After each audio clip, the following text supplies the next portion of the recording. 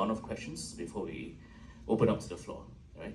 So I have to ask the director the opening question. So I think I wanted to chat with you about, of course, the inspiration, but I think just from my observations, there is a lot of observing in this film. There's a lot of cameras, as everyone has to call your cameras. So I think as someone that grew up in Singapore, they grew up in a highly surveyed country, and also a filmmaker, what is your relationship with cameras, and how does that inform you, with this making of the film? Yeah, so maybe I start off with kind of the inspiration of the film, and pretty much this has to do with my environment, where I live, like most Singaporeans. Yeah, we live in Singapore with HDBs, very densely packed, very closely living with each other, and when I open my window, I see my neighbors, my neighbors maybe looking back at me. It's kind of like it has become a daily routine of like looking at each other. I know what their routines are. But also, if you live in Singapore, you know that there are always cameras watching you. You walk down the street, in 10 minutes you will see 3 cameras. So while I'm watching other people, I also know that the state or someone else is watching me, watching someone else. So I think this kind of chain of like seeing and being seen becomes very much kind of the core of the film. And as you say, it's like we now have cameras in our pockets, and for me, I'm starting to feel like that there's maybe no more relationships between us that is not mediated on some level by cameras and images. Our existence is now very much tied up to images.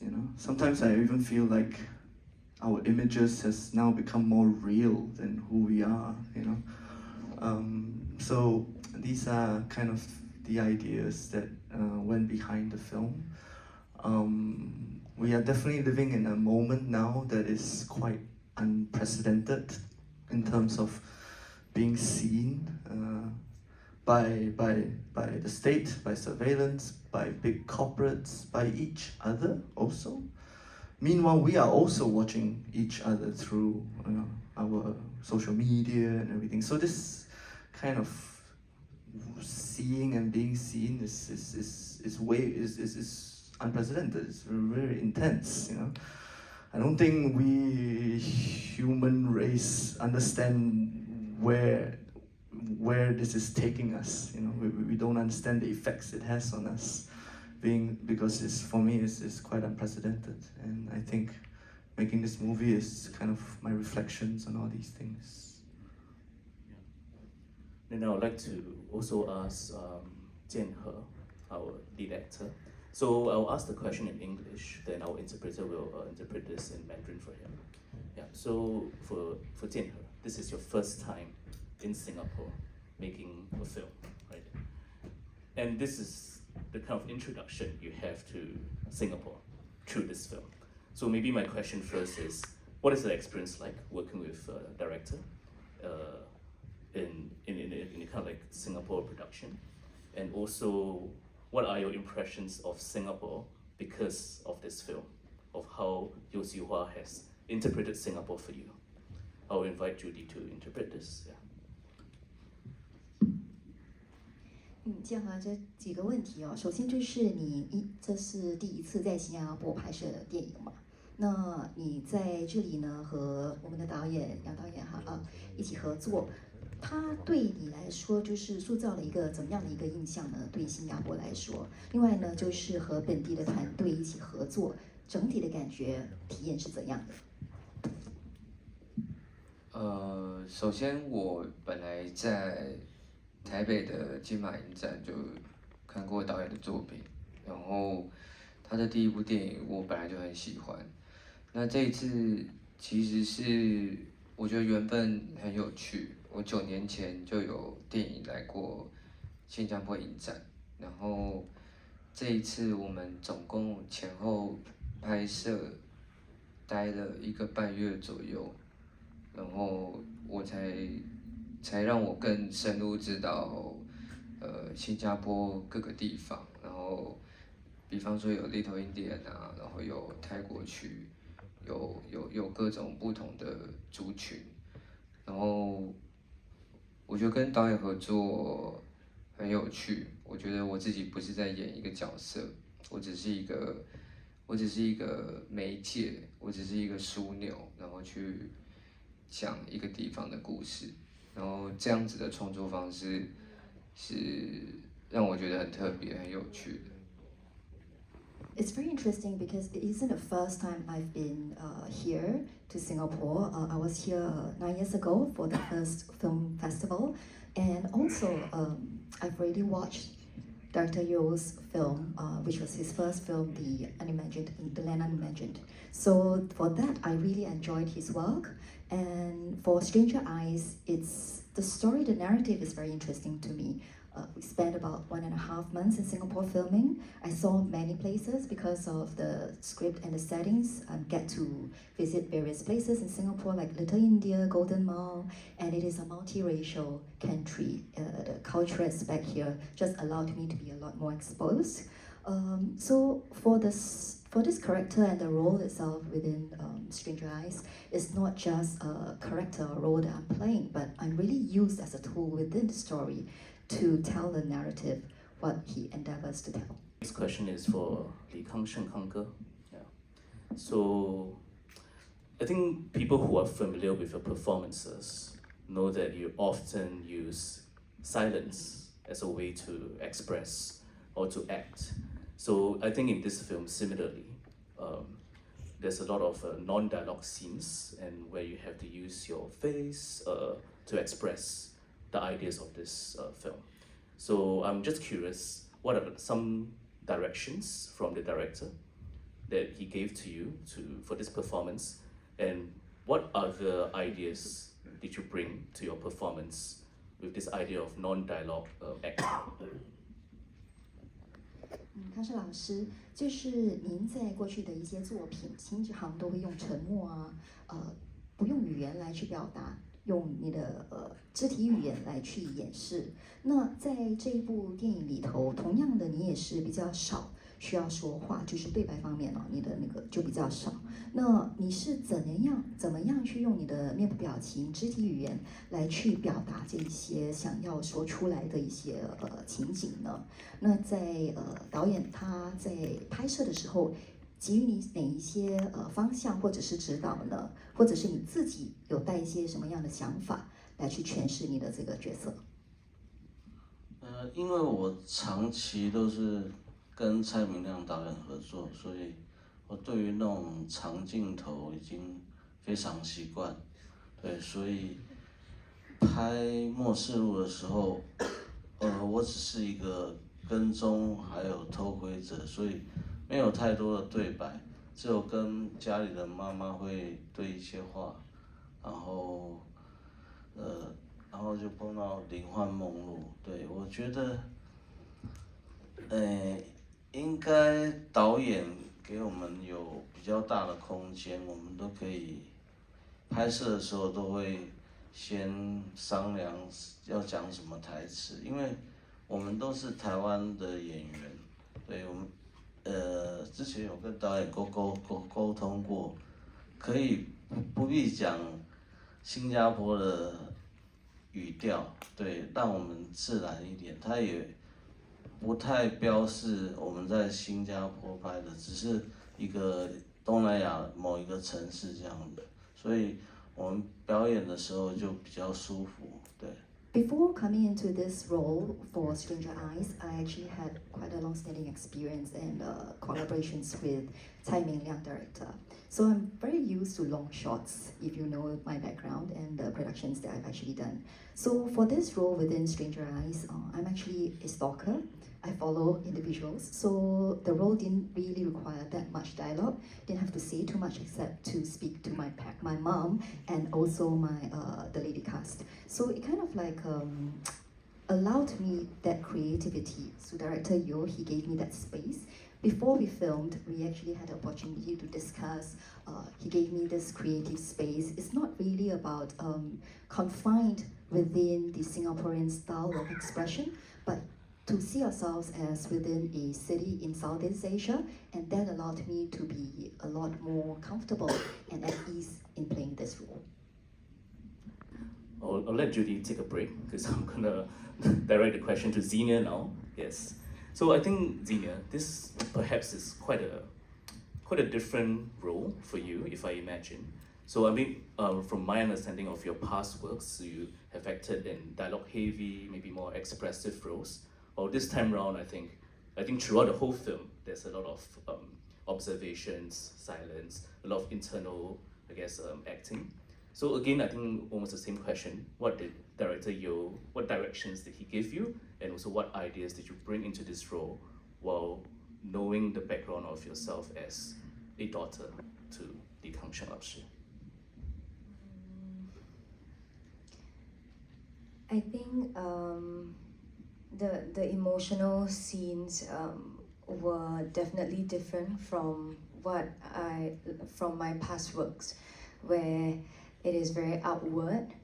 I think what director helped me was definitely talking to me about the scene, and also I think for actors it's always great to have the space to feel for yourself.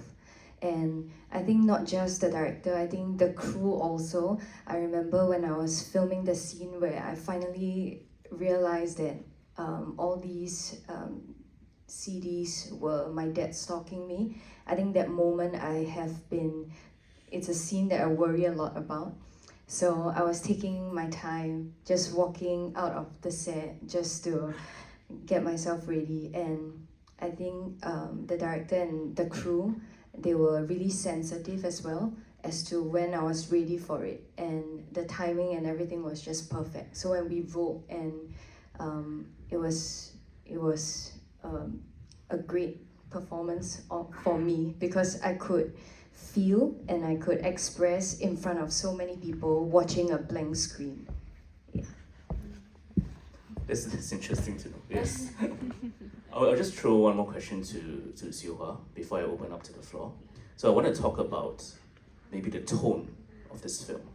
So to me, this film is sparse.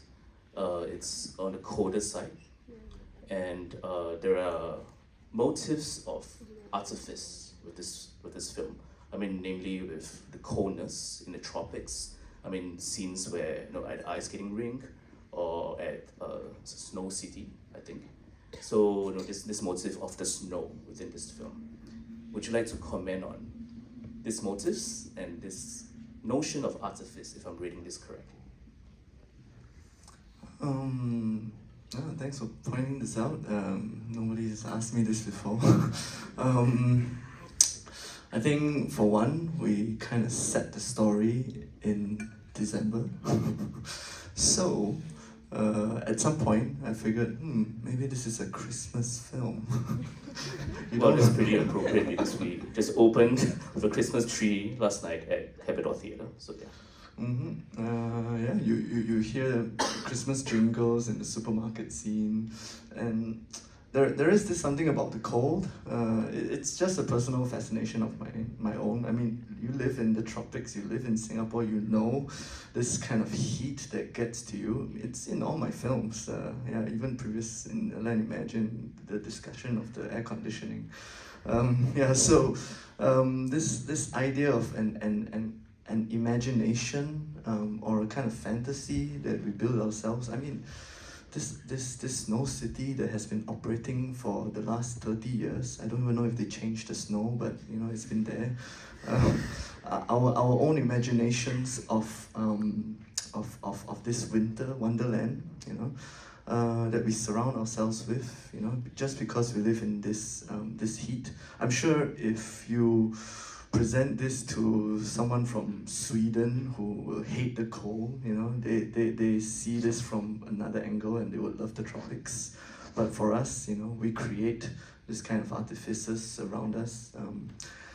And these are all part, I guess, of this idea of projections, you know, that is still very core in the film.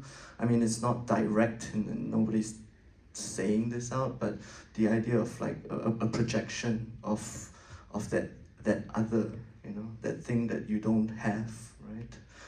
It's all very much part of this idea that when you gaze, when you look, it's always about something about you and your desires and how you're projecting, which is very important for me.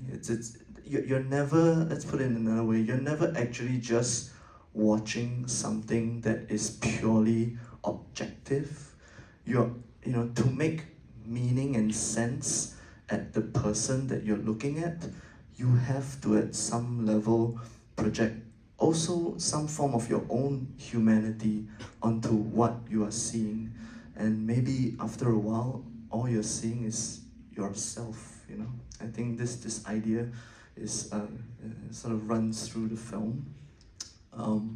In fact, I would even say that I'm kind of nostalgic of maybe someone watching me with a pair of binoculars instead of some AI machine, that robots that are now just watching us, because they have no humanity projecting on me, you know. I'm kind of nostalgic in that sense. But yeah, I wanted at some point to make a Christmas film, so there you go. So, you know, it's been 1 year since. I think fun fact, so, you know, at the opening last night at Capitol Theatre, we had to ask the management, the building management, to stop their artificial snow because it's making the whole red carpet soapy. So, but I thought it would have been quite nice if the soap was around. But, you know, it's kind of like how Singaporeans, you know, creating these kind of fantasies. Without further ado, I think we have some roving mics and volunteers around. Would like to start opening to the floor. Okay, to everyone, congrats on this film. To Siwa, why Bedok as the location? Because I'm a Bedok native for 44 years.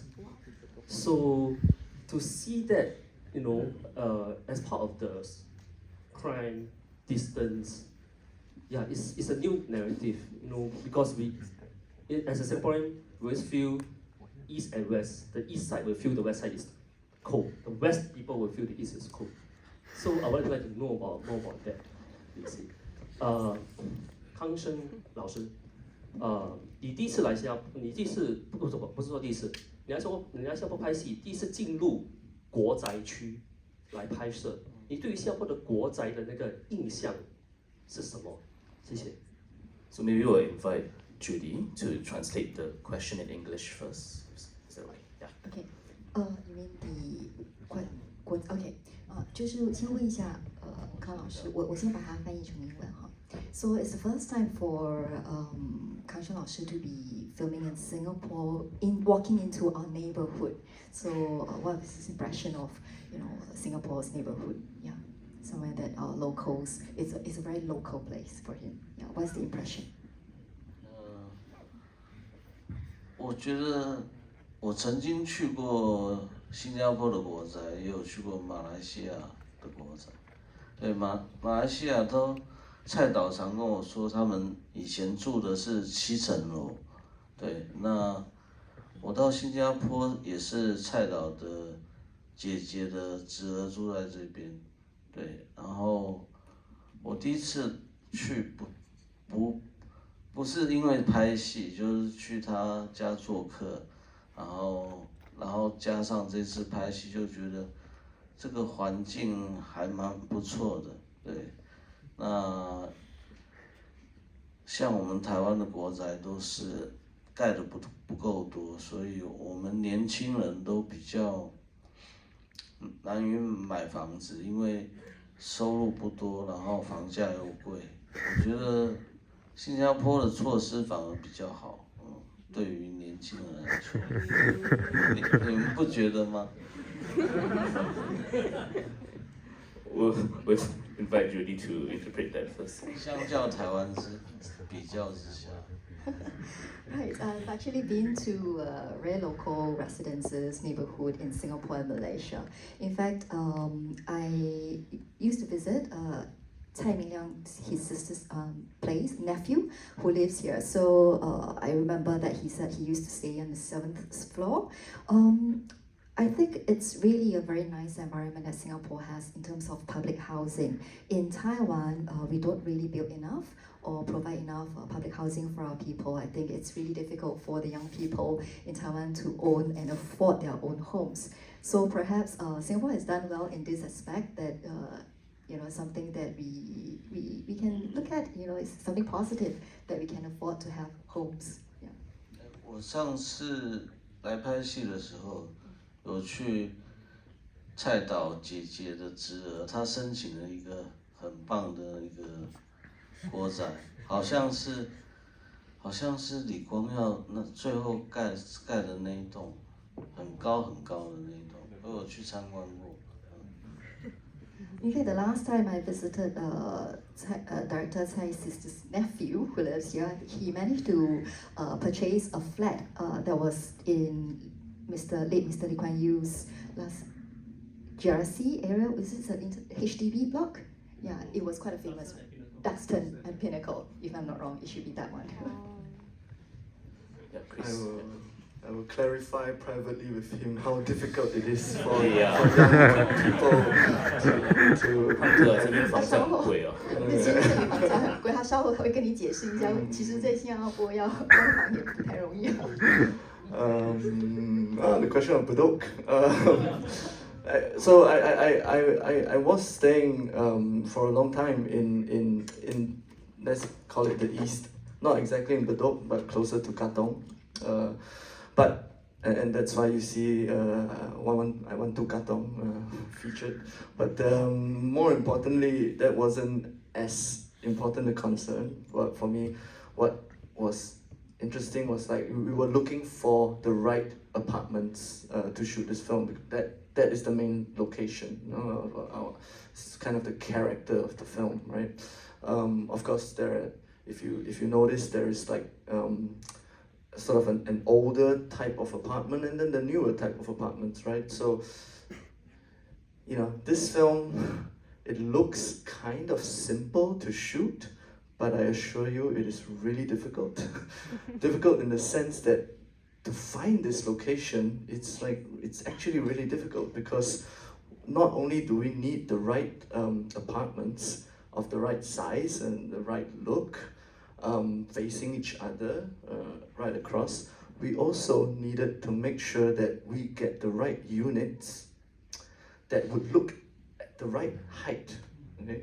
This is really difficult because if you are one level above or below, the viewing angle to which you can look into the apartment becomes very very shallow, right? So you really need to be on that same height level.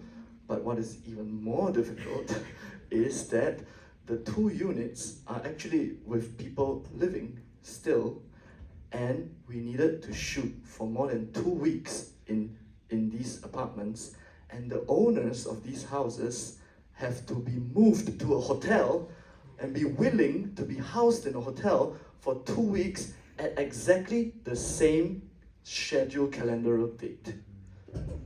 This is insanely difficult. So it seems like a easy, HDB.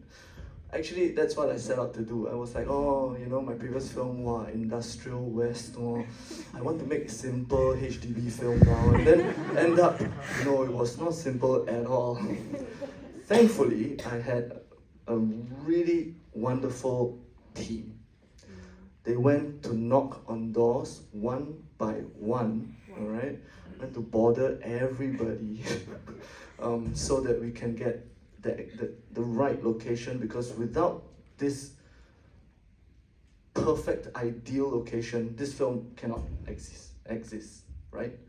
Not only that, we have to go and ask all the neighbors around whether we can shoot into their house, right? Because we did this kind of rear window roving camera thing, looking into other people's houses, and of course we have to get permission, right? Yeah. So actually the shooting was really difficult, and you know, we went around the whole island to really look at these apartments with this kind of features. And finally we arrived in Bedok. And that's the story of Bedok. There you go. 妈带做一把刀啊，你看是老师的肚子刺下去了啊。我看到他，我以为他已经现在救活应该是在嘉义 prison， 他还可以引进这个小孩子一起玩，这好像不大可能发生在新加坡。什么原因带着一把刀往人家的肚子这样插下去，那是很恐怖的，很可怕的。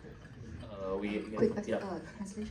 Just wanted to clarify, why is it that you've designed the character for Little Bo's mom to bring a knife around and in the end manage to stab Kang Cheng in the film? So it doesn't seem or sound realistic because you don't really carry a weapon in Singapore, right? What was the consideration? I think her question is like, why didn't she go to prison? I mean, yeah, if the character of Li Kangsheng want to report her, then yes, I mean she would get arrested, of course. But I guess he didn't, and for whatever reasons that you understand of the character, I don't think he was he wanted to do that to her. So he just got stabbed, and he went to the hospital and get himself looked at. And maybe he said he fell down or something. Yeah. So basically he didn't report her. He didn't report her to the police. I'd like to ask this to Director Yosua. Which was the most complicated or taxing scene to block around, like whether be extras or your talents? And if anyone has personal experiences to add on, I'd like to know also out of curiosity. Thanks. Right. This is a movie about stalking, so you're right. The blocking is quite important. You know, we have to really design this.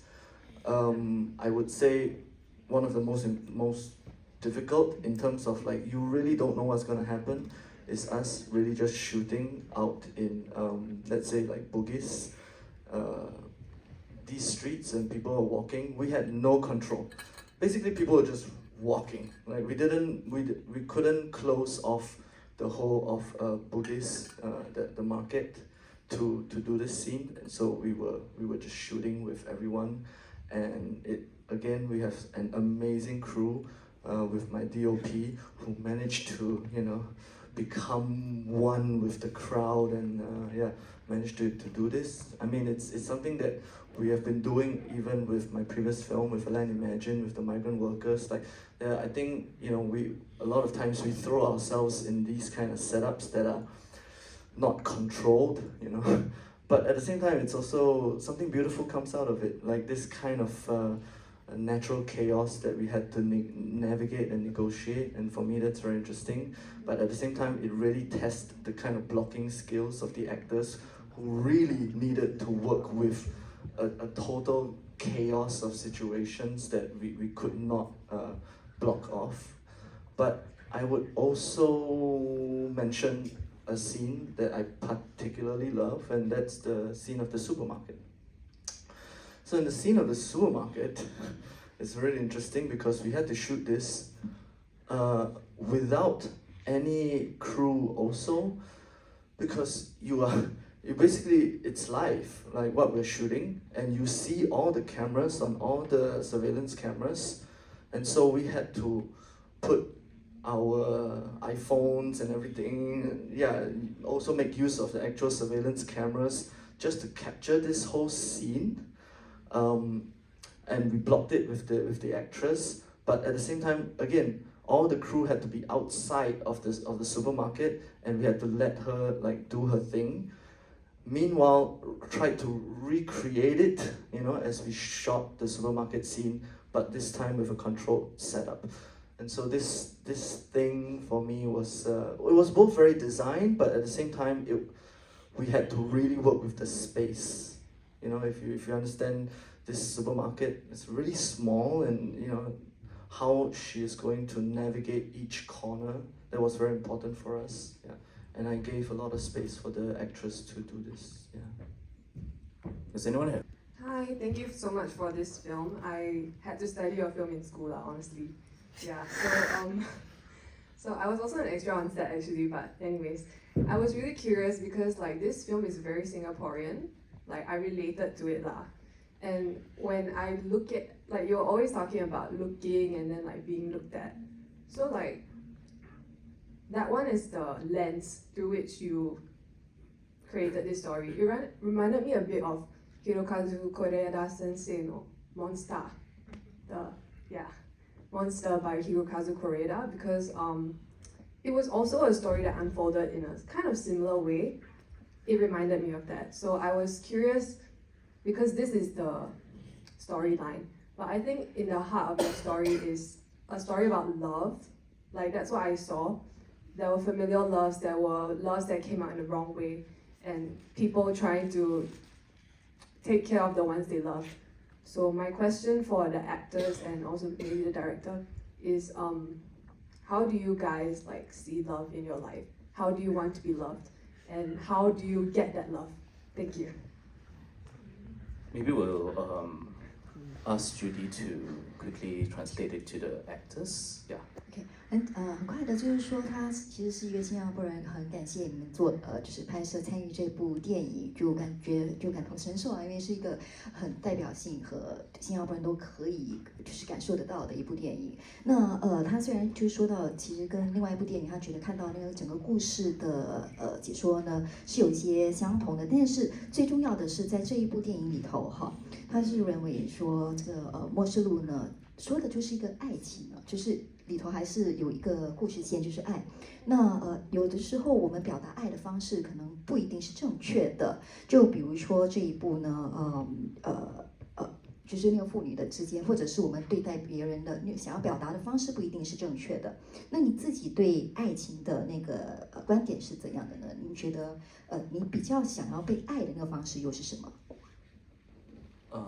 三位演员，你们要发言吗？先要发言。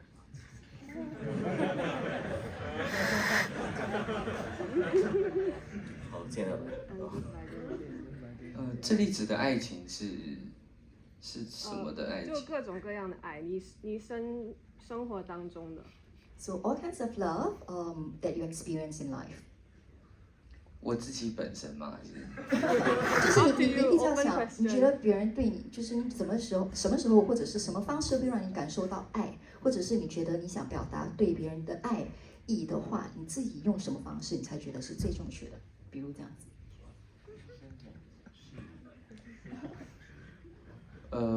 我觉得我自己，因为我到目前演戏15年，然后我大概演到第3、第4年的时候，我开始发现，就是成为一个演员是一个一直在表达爱，不管是任何的剧本或者是故事。像我之前有演过可能同志的角色，那其实这无关你自己本身是不是同志，但是我觉得都是表达爱的一种方式，或者是可能角色里面妈妈对你很坏，或者是一直去用言语攻击你，但这都是爱，这都是爱的展现。所以到后来我演戏，我觉得我只是套用在不同的家庭背景跟人物设定去表达，如何展现那个爱。就是我刚开始以为爱人是很重要的，但是我后来发现，因为在这么多角色里面穿梭，然后去演绎各种不同角色，最重要的是要爱自己，然后你才会更有那个能力可以去爱人。所以我觉得最好的演员功课就是把自己的生活过好，然后爱自己，这应该是创作人一个很重要的事情。I started my acting career 15 years ago. as I went into the third and fourth year as an actor, I realized that in whatever script or whichever movie that I'm involved in, love is always intertwined. It's a story, embedded. So there were different characters that I played, whether it's a party member or whether it's a mother and son, or whichever roles they have to play as a formal member. It really depends on how we act it out, the role that requires. Like a mother and son relationship, it could be used, a mom can be using very harsh words to attack, but out of it, all the nagging and all could be out of love and concern, wanting to push for certain behavior. So depending on the family background and all that, love can be expressed in different forms and ways. So initially I thought that loving others is really important, but as an actor over the years, I've come to realize that loving myself is very important too. In fact, it is more important than loving others. Only when you know how to take care of yourself, love yourself, are you able to love others well. So as an actor, it's important to live well and love yourself. Chris, you have something to add about? No, I mean, yeah. Actually, what I wanted to say, yeah, it's already said, because I also think that we needed to maybe end soon. But yeah, it's I'm glad that you saw that actually this film is about love. It's about care. It's about looking with patience. Not just looking at each other like data or like. You have to look at someone sincerely, and for me, that's the care. It's actually not so much about all these devices, and all of that is a framing, but really this film is about looking at each other with care and patience. Yeah. Okay, we have only time for one last question. Maybe, sorry, the gentleman up there, all the way up with a hand. Yeah. So, for director, at what point in your writing process did you decide that the father shouldn't be the kidnapper? And perhaps what were the alternatives you had in mind in terms of the storyline that made you decide against that choice? And also, how did you inform your actors of the background? Did you tell them immediately, oh, yeah, he's not the kidnapper? Or did you keep this information concealed first? Or yeah. I mean, I think, right from the very beginning, I didn't have the intention of Lee Kang-shen's character to be the kidnapper. Of course, he might seem like the kidnapper at the start, but it was never the intention. And so I don't like to play games with my actors. Honestly, I right from the start they know everything. I share the script with them, and I think they understand where I want to take this film. I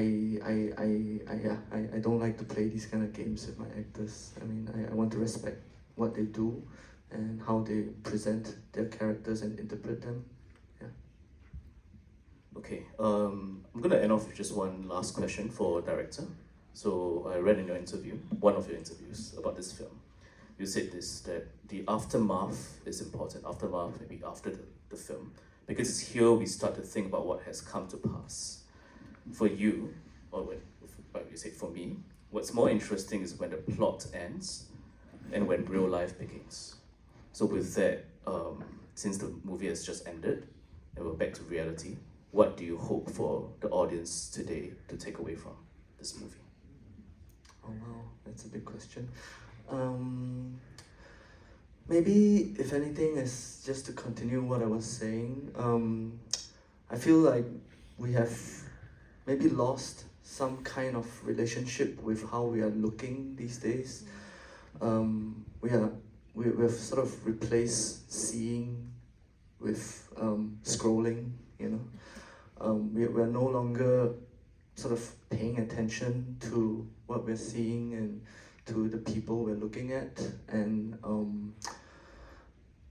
I mean, why this film slows itself down at the end is really to sort of force you to be patient with what you're looking at. And I think this is what I hope we can in a intensely unprecedented moment where we are just looking at each other so much and being seen so much, can we kind of rediscover that relationship with looking, to pay more attention, to be more patient, to allow perspectives, and not to jump to quick judgments or to assume that you know. Just because you saw a few, just because you follow the person doesn't mean you know the person, I think in this current day and age, we need to be more aware of how we're looking. I think this quite nicely end off because we have the pleasure of doing this Q&A for everyone to finish watching a film and then listen intently to one another. And I guess the cast and crew is to be kind of hanging around outside, so we have to end the Q&A right now. But please join me with a last round of applause for Director Yeo Silva, Lucy and Her, Natasha Kanker and Zina Tsai, as well as our interpreter Judy. And with that, my name is Katie, I'm the program director of SGIFF35. There'll be more films coming out. Please purchase your tickets. We have many more films to go. Have a good evening. Thank you.